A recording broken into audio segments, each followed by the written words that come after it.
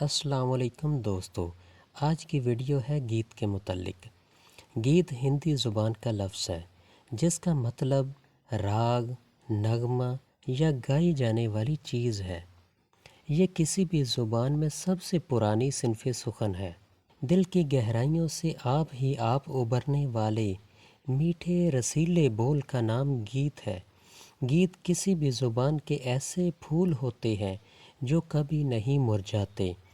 کسی بھی ملک کا سچا اور کھرا ادب گیت ہوتے ہیں۔ ان میں مقبولیت کا عنصر سب سے زیادہ ہوتا ہے۔ انسانی امنگوں، راحتوں، غموں اور حسرتوں کے سب سے بڑے ترجمان ہوتے ہیں۔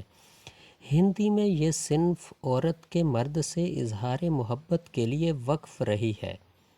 کہا جاتا ہے کہ عورت کا سارا جمال اور اس کی ساری نسوانیت گیت کے پیکر میں ڈھل جاتی ہے۔